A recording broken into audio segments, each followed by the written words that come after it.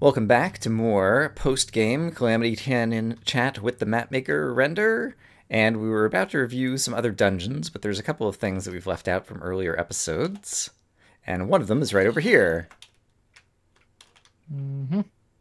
Does your Minecraft support cookies? I found this chest in my playthrough early on, and it was a great chest for me, because I love cookies.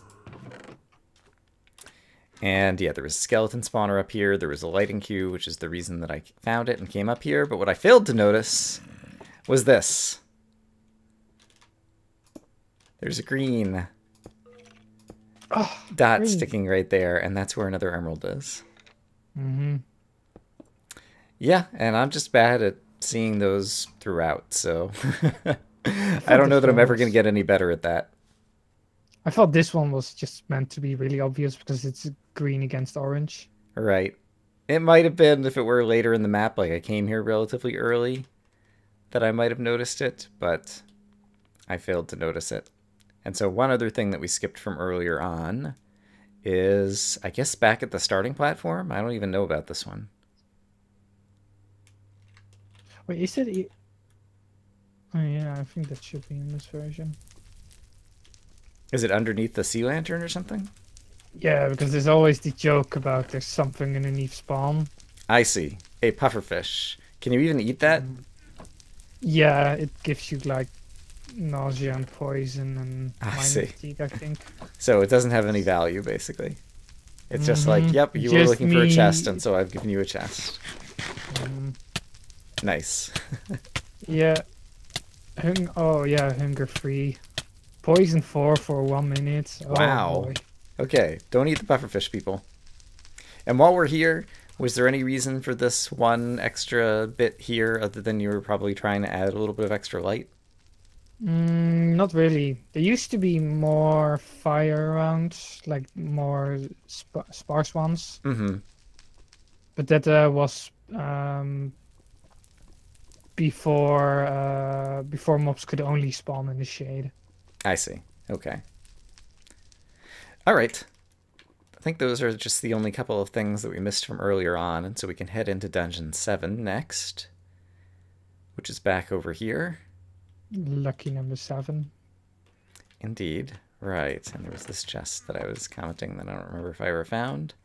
So yeah, you go way down here, and this is another place that I have a minor criticism, which is, let me clear my night vision effect here. Effect at P clear. I guess you can see a little bit down here. I originally approached it, I think, from this angle, and so looking down this way, it just looked completely dark. If I'm looking down from the other direction, I can see a little bit of light. But I wouldn't mind a redstone torch or something. I actually like that feeling of you have no idea what's down here. I see. And that's why it was meant to be dark. But the fire does give it away. So yeah, just like a tiny bit of ambient light so that I knew, like I might have just, well, would I have jumped down? I'd take some fall damage. I probably would have still ended up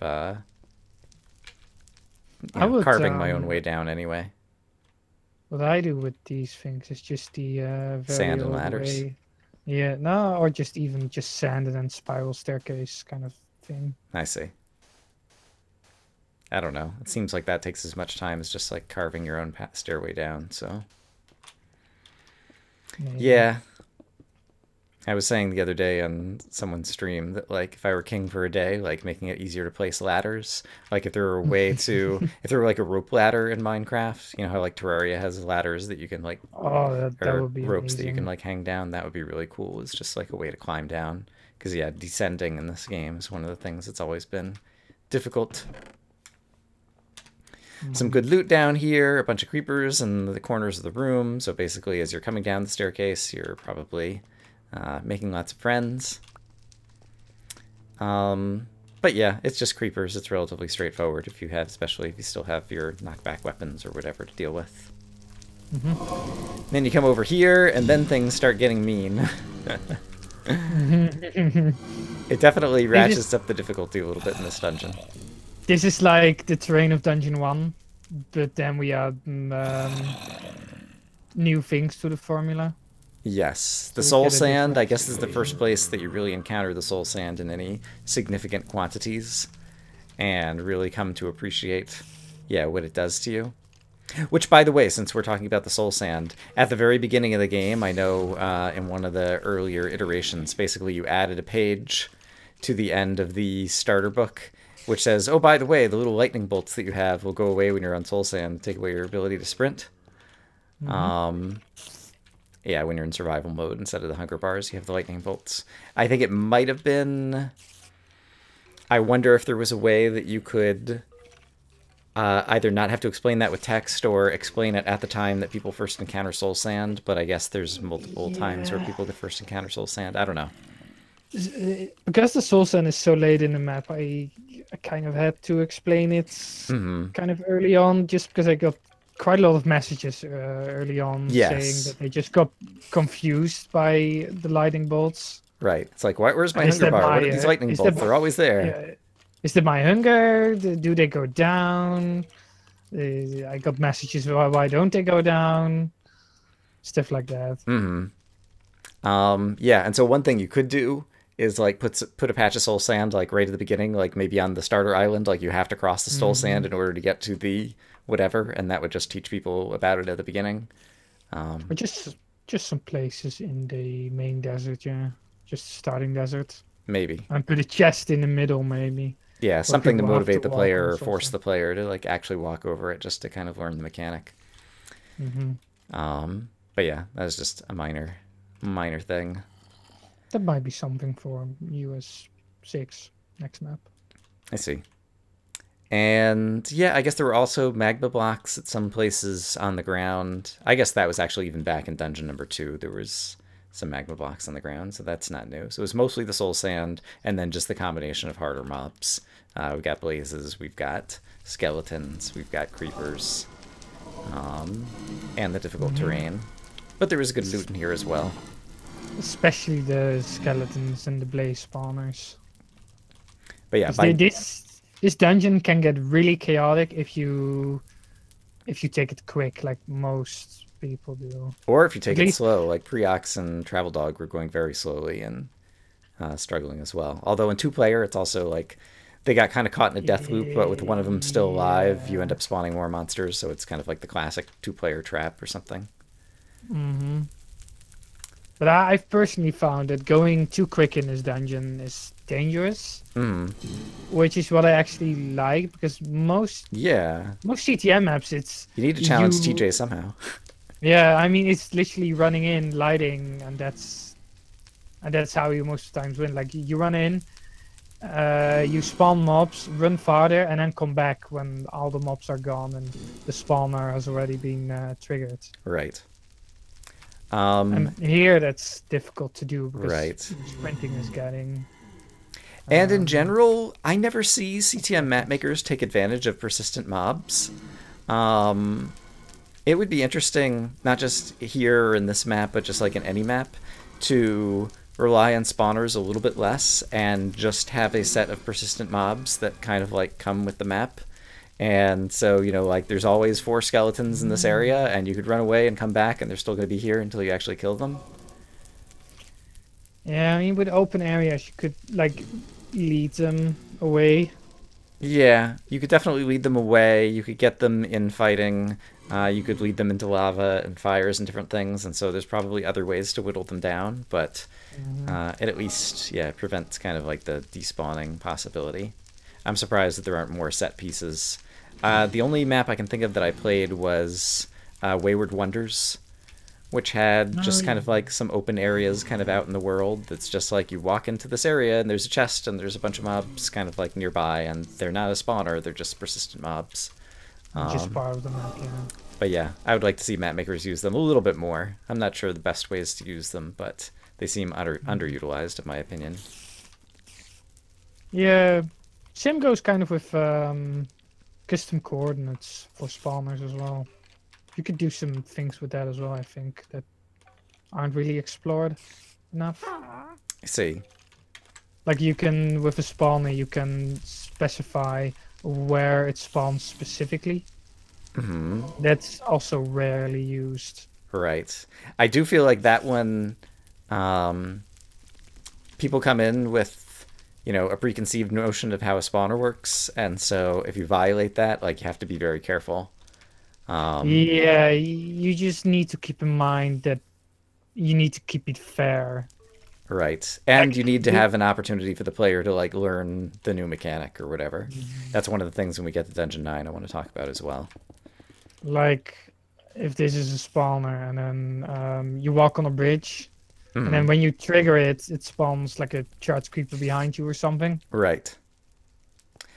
Yeah, I guess the only place I can think of is in Amlip's map. I don't remember if it was number 2 or number 3. He had a place where you walk into a place and there's a spawner that lights up very quickly and it's spawning cave spiders behind you. And it would spawn just like thousands and thousands of cave spiders. Oh yeah, that's. I think that was his first map actually, like right at the end, I think. It was near the end, and yeah, I don't remember if it was the first map or the second map or which one it was, but that's one of the few places I've seen it done. But yeah, it's in that case it was kind of more of just like a cute parlor trick kind of thing or whatever. But like if you're going to really use it for mob mechanics, I think you either have to do it kind of in a safe area to like teach the player that hey, there's going to be non-standard spawners here, or do something else to make it fair.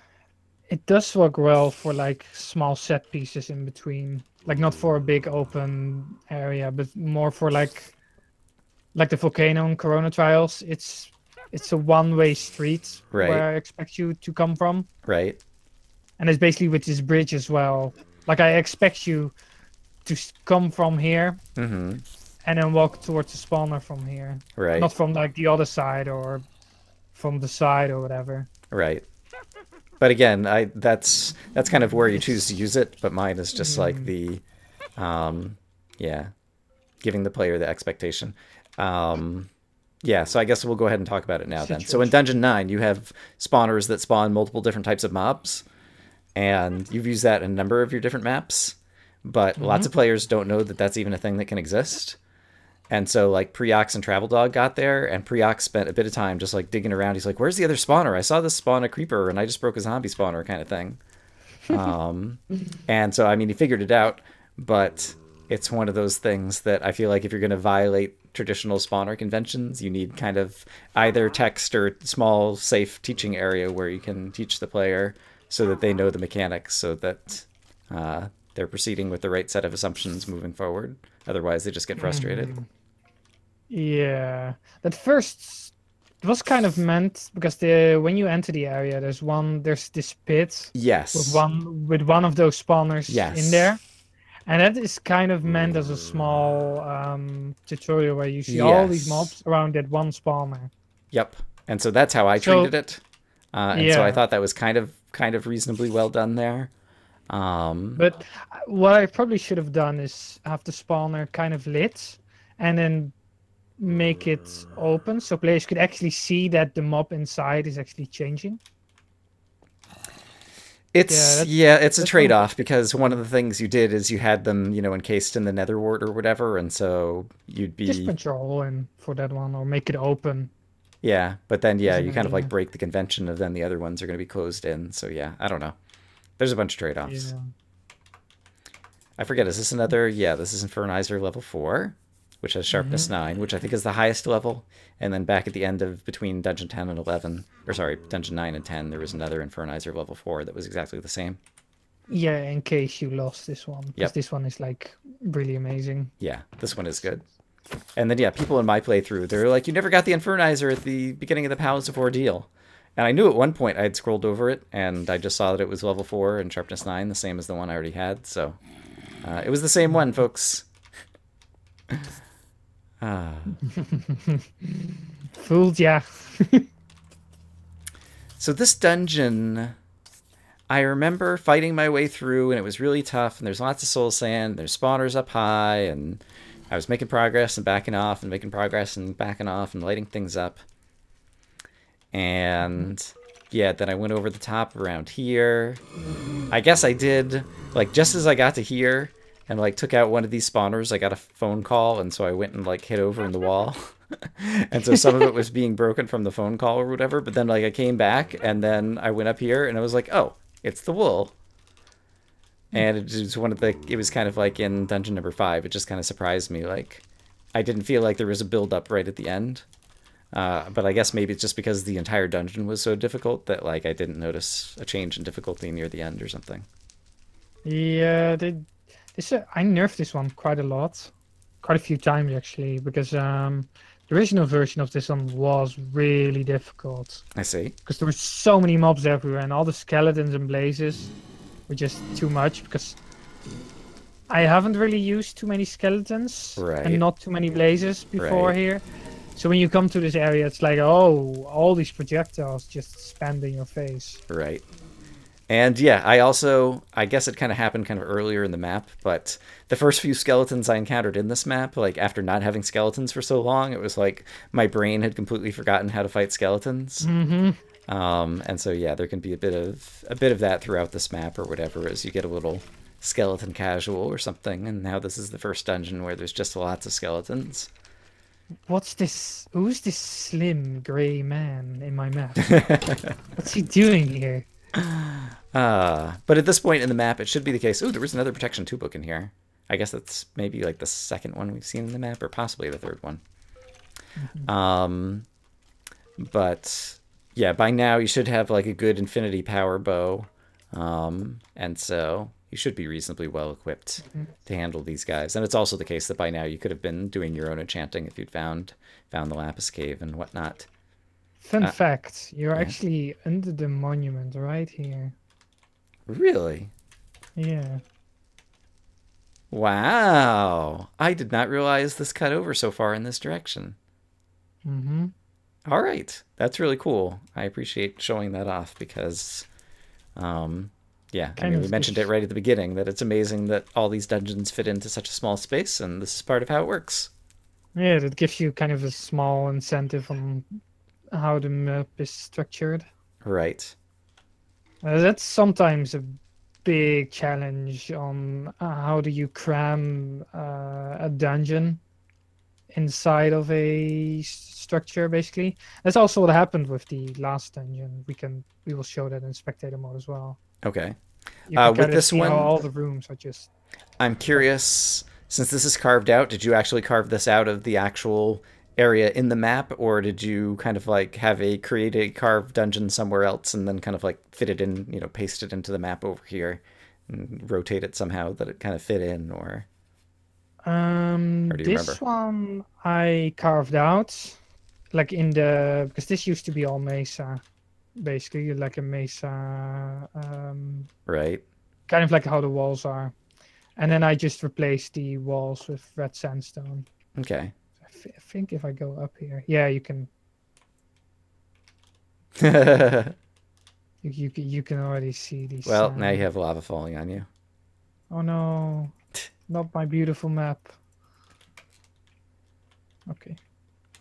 Oh yeah, sand for. I see. But yeah, the lava actually, if someone wanted to light up the area, I suppose that's one way that they could do it. Although you could just bring in lava buckets at that point, so you don't really have to break the ceiling in order to pull that off. This could be a neat idea now that I think about it. Have ghasts, maybe? Yeah, ghasts, and when the fireballs hit I the see, if they deflect the ceiling, then all of a sudden the lava comes down. That would be, yeah, kind of mean, but not kind of reasonable, probably. Maybe even as like a mechanic. Like, you see like all netherrack has lava above it. Oh, I see, and then you can specifically aim in order to light up different spots. Mm-hmm. Yeah, it's kind of a dangerous mechanic, but it could be interesting. When we get to the Palace of Ordeal, yeah, let's talk about the ceiling in there as well.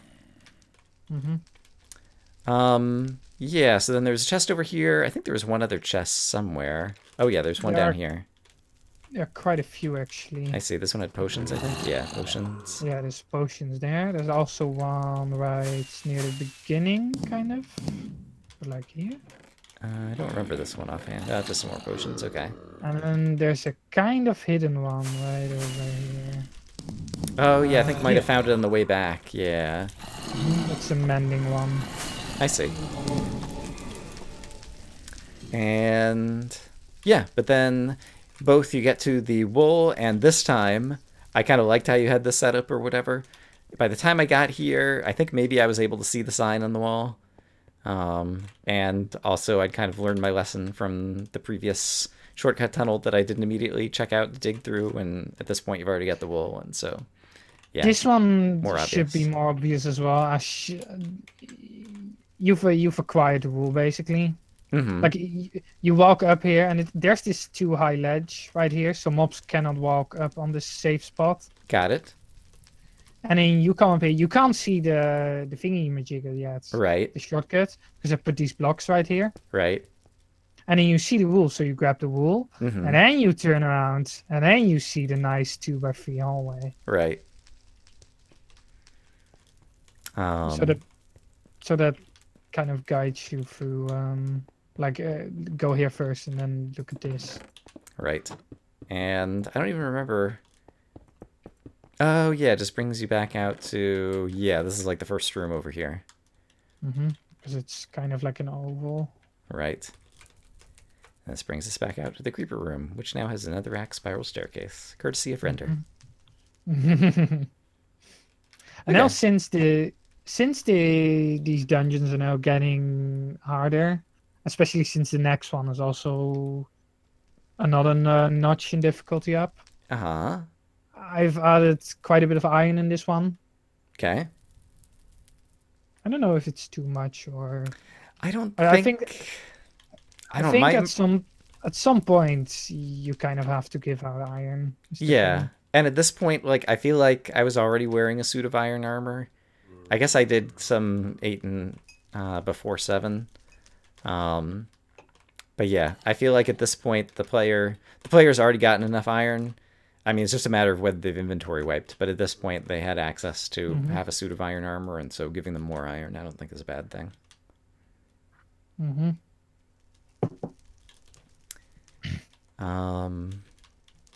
Yeah, I don't think I had anything else to say about that one.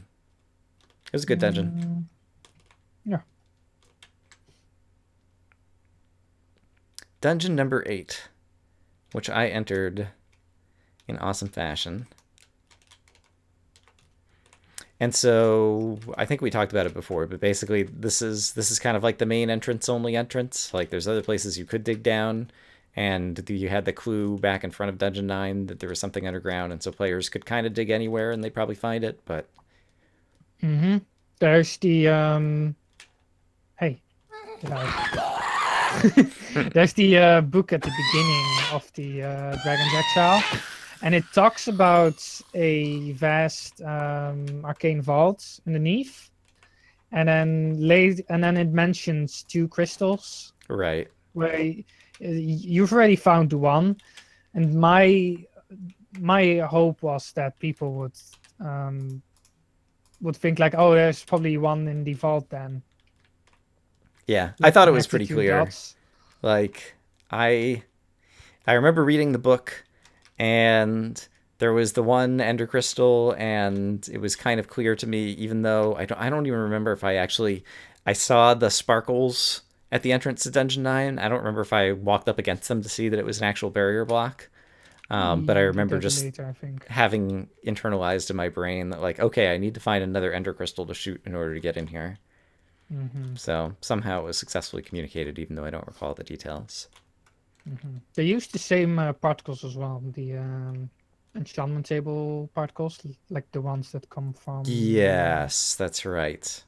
I love, you use those enchantment table particles, also on the teleporters from the Palace of Ordeal, and they're just cool looking, useful particles when you want to make a neat effect.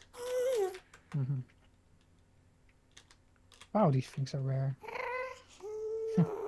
Okay.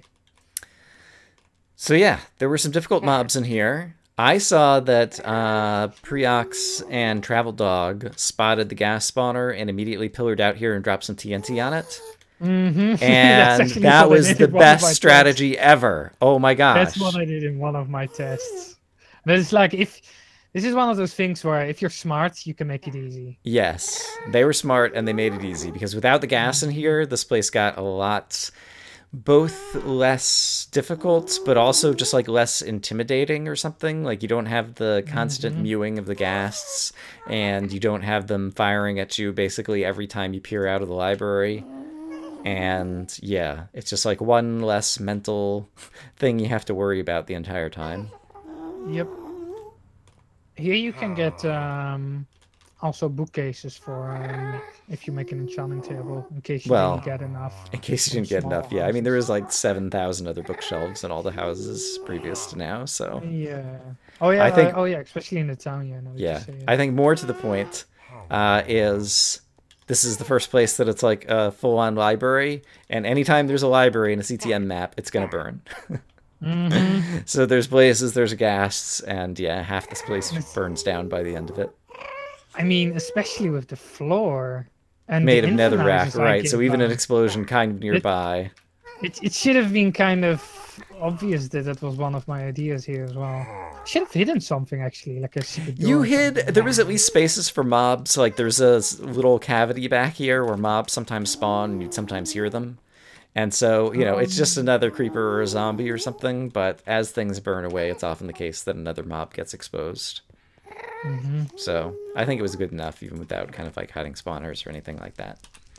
You And got some good loot, me showing the fire again. Like, right? hey, Just enough ground. spaces away that it's not going to set things on fire here. Hmm. And yeah, it was a good loot chest, and it was also kind of like filled with a bunch of stuff that makes you linger, and as a result, you're spawning the electrified creepers over in this section. You did a good job with electrified creepers in this dungeon, I think. There's a lot of. It's right behind the corner where you don't see it Right.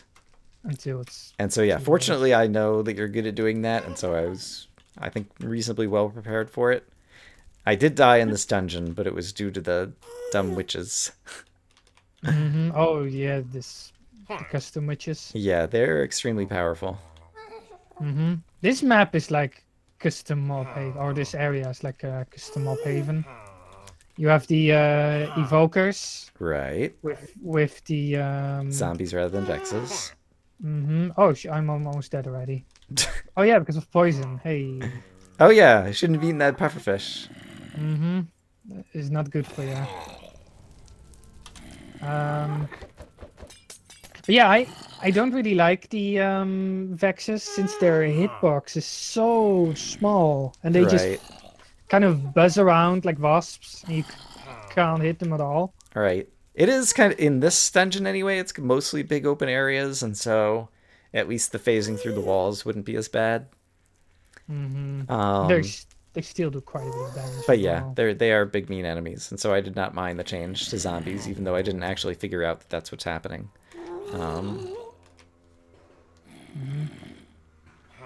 So yeah, the evokers.